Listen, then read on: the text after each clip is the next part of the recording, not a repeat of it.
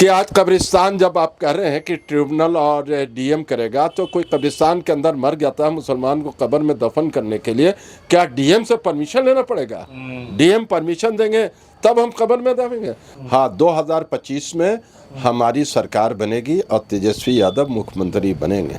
तो सोने का रोड बना दो, सोने की गुल्ली खिला दो, उससे मुसलमानों को कोई फर्क नहीं है। मेहनत कश कौम है, ये मेहनत करके खाती है, मेहनत करके जीता है। क्या ललन सिंह कहाँ है? ललन सिंह किसके हैं? क्या क्यों समर्थन किया? उसको बाइकाट करते? वोट दे दिया था, जो दे दिया, अब मुसलमान नहीं देगा। इससे कि मुसलमान के लिए जो बार बार गिनाते हैं, ये काम कर दिया, वो काम कर दिया, वो उसको मुसलमान को ये काम वो काम से कोई फर्क नहीं पड़ता है। खिंच करके आसाम की घाटी में फेंक दिया गया, हिमालय की गोद में कहीं पड़े रहेंगे। अगला इलेक्शन में वो नजर भी नहीं आएंगे। भाई समीकरण की राजनीति को लेकर के राजद सुप्रीमो लालू प्रसाद यादव ने बहुत दिनों तक सत्ता में रह करके सामाजिक न्याय की बात की, लेकिन अब जबकि जनता दल यूनाइटेड की निगाह भी मुसलमान वोट पर है और परिणाम जो उपचुनाव गया है उसमें 4 सीटों पर एनडीए को जीत हाथ लगी, लेकिन 25 की असल लड़ाई है। तेजस्वी यादव के करीब रहने वाले, लालू यादव के करीब रहने वाले नेताओं का ये कहना है कि हम तो संकल्प ले चुके हैं, मेहनत कर रहे हैं कि तेजस्वी यादव को सीएम बना देंगे। हमारे साथ सैयद अबू दोजाना है। चुनाव आपको भी लड़ना है, पूरी पार्टी आपकी लगी हुई है इसमें 25 के रन को लेकर के, लेकिन आपको लगता है कि ये राह आसान है? मुसलमान इंटैक्ट है लालू यादव के साथ, आरजेडी के साथ, आप लोगों के साथ कहीं नहीं जाएगा? आप जहां भी जो आपने 4 विधानसभा की बात की, चारों विधानसभा की पोलिंग को आप देख लीजिए। मुसलमानों ने जिस तरह वोट किया, जिस तरह अभी एमएलसी का वोट किया, इससे तो साफ ज़ाहिर इंटैक्ट है। हाँ, हमारे साथ जो अति पिछड़ा है और जो दूसरे लोग हैं, उनको हम लोगों ने जोड़ने की कोशिश की। ज़्यादा वो मुसलमान तो इंटैक्ट ही है, उसमें कोई इफ एंड बट है नहीं। हाँ, 2025 में हमारी सरकार बनेगी और तेजस्वी यादव मुख्यमंत्री बनेंगे। नहीं, जेडीयू की तो कोशिश यही है ना कि मुसलमान का वोट उनको मिल जाए, भले ही ललन सिंह ये कहते हैं कि मुसलमान वोट नहीं देता है। देखिए, जेडीयू को क्यों देगा? देखिए, आप लाख कह दो कि मुसलमानों के लिए कर दिया, वो कर दिया, लेकिन जहां मुसलमानों का फंडामेंटल राइट्स है वहां जेडीयू अटैक करती है। अब हमारा अधिकार जहां मदरसा है, वक्फ बोर्ड है, मस्जिद है, ये सारी चीज़ें वक्फ पे आती है, वहाँ तो जेडीयू के एमपी जो है पार्लियामेंट के अंदर समर्थन करते हैं, जोर से करते हैं और जोर से गला फाड़ के कहते हैं। तो क्यों मुसलमान? देखिए, मुसलमान को क्या चाहिए?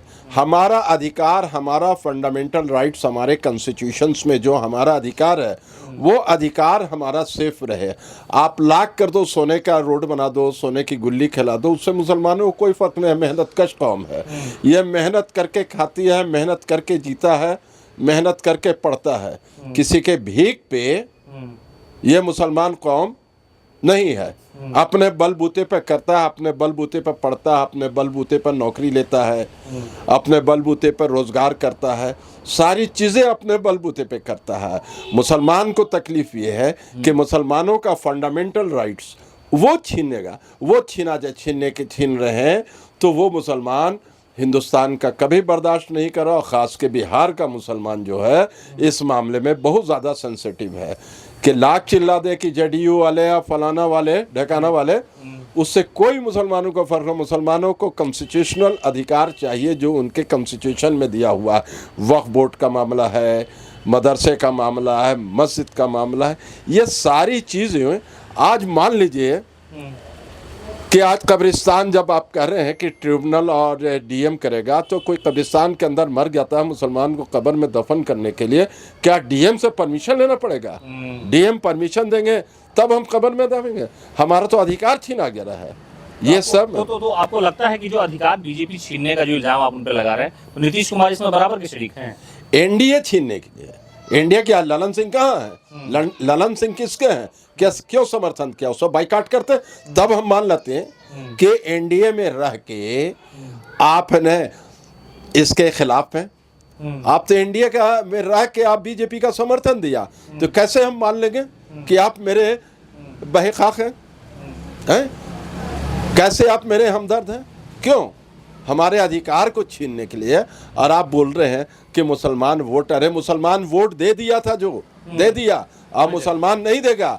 इससे कि मुसलमान के लिए जो बार बार गिनाते हैं ये काम कर दिया वो काम कर दिया, वो उसको मुसलमान को ये काम वो काम से कोई फर्क नहीं पड़ता है। उसकी पहचान खत्म हो हमारा जो कॉन्स्टिट्यूशन में अधिकार है, हमारा हर अधिकार जो हमारे आइन में लिखा हुआ है, उस अधिकार में जहाँ छेड़छाड़ होगी मुसलमान बर्दाश्त नहीं करेगा। इसलिए कि एनडीए चाहे और आपके जदयू वाले ये भूल जाएं कि 2025 में मुसलमान उनको एक भी वोट करेगा। अच्छा, एक और सवाल ये है कि सीतामढ़ी में वहाँ पर स्थिति कैसी होगी? लोकसभा में तो कई विधानसभा सीट थी जहाँ पर एनडीए लीड कर गया था। क्या लगता है कि सीतामढ़ी में गठबंधन की वापसी, आरजेडी की वापसी, मतलब सीट आप लोग अधिक से अधिक निकालेंगे? सीतामढ़ी में हम लोग मैक्सिमम सीट 6 विधानसभा है, हम लोग कोशिश है हमारी कि 6 की 6 हो, नहीं तो 5 तो एकदम डेफिनेटली हम लोग आ रहे हैं। इसमें कोई इफ एंड बट नहीं। पार्लियामेंट का आप देखिए ना, पार्लियामेंट में बाई फोर्सली हराया गया हमारे कैंडिडेट को।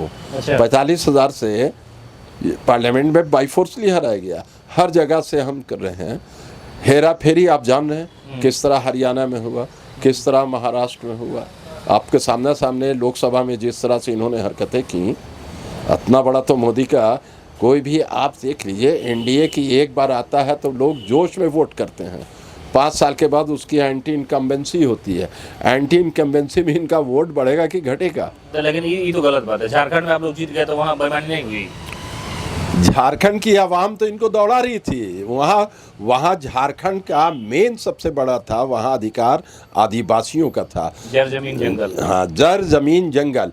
और वहाँ जो लाके आसाम वाला जो टिंटेड चीफ मिनिस्टर है, जो कॉमनल हो, वहाँ भी हिंदू मुसलमान की आग करने लगा, तो वहाँ झारखंड वाले बर्दाश्त करेंगे। और बढ़िया से हम लोग महागठबंधन के लोग उनको पैकेज करके आसाम की घाटी में फेंक दिया गया। हिमालय की गोद में कहीं पड़े रहेंगे, अगला इलेक्शन में वो नजर भी नहीं आएंगे।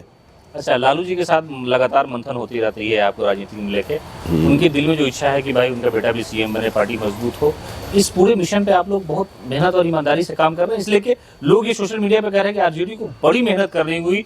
20 में जो स्थिति थी वैसी स्थिति नहीं है, 25 में और ज्यादा मेहनत करना होगा। सियासी दुश्मन ज्यादा हैं आपके। जो सोशल मीडिया पे जो लोग डाल रहे हैं उनको कहिए कि ग्राउंड लेवल पर सर्वे जाके कर लें। और हर कोई राष्ट्रीय अध्यक्ष की ख्वाहिश है कि इस तरह की माहौल क्रिएट किया जाए, लोगों को संगठन में लोगों को एकजुट करके सभी जाति को लेके चल के 2025 में मैक्सिमम सीट आपके इंडिया गठबंधन की आ जाए। और वो इंडिया गठबंधन की मैक्सिमम सीट आएगी, जिसमें आरजेडी की मैक्सिमम सीट आनी ही है। और चीफ मिनिस्टर तेजस्वी यादव जी ने, ये तो लालू यादव की पूरे बिहार की आवाम की पुकार है, पूरे बिहार के आवाम की ख्वाहिश है कि तेजस्वी यादव बिहार के मुख्यमंत्री बने और बिहार का बेरोजगारी और शिक्षा सुधारें। चलिए, तो ये थे आरजेडी के पूर्व विधायक सीनियर नेता सैयद अबू दोजाना। ये भी सीतामढ़ी में चुनावी रन जो है इनका बिल्कुल वहाँ साफ नजर आ रहा है और कई तरह के प्रोग्राम होकर के पार्टी को जो लेकर के जनहित के मुद्दे उसको लेकर के लगातार धरना प्रदर्शन हो रहा है। और इन्होंने कहा कि जनता दल यूनाइटेड मुसलमानों के अल्पसंख्यकों कई ऐसे मामलात हैं जिस पर वो खामोश भी नहीं रहती है, बल्कि बीजेपी की तरह बात करती है। उसके बावजूद ये कहती है कि मुसलमान हमको वोट देगा। इनका कहना है कि मुसलमान उनको वोट क्यों देगा, जब उनकी अपनी पहचान, उनकी धार्मिक पहचान, जो मजहबी शनाख्त है, उसे छीनने का प्रयास किया जाएगा। और छीनने वालों में ऐसे लोग भी रहेंगे तो वोट नहीं देगा। साथ ही साथ इन्होंने ये भी कहा कि जनता की ये पुकार है कि तेजस्वी प्रसाद यादव बिहार के सीएम होंगे और इसको लेकर के हम लोग दिन रात मेहनत कर रहे हैं। सियासी तौर पर लोगों का यकीन जीतने की पूरी कोशिश की जा रही है।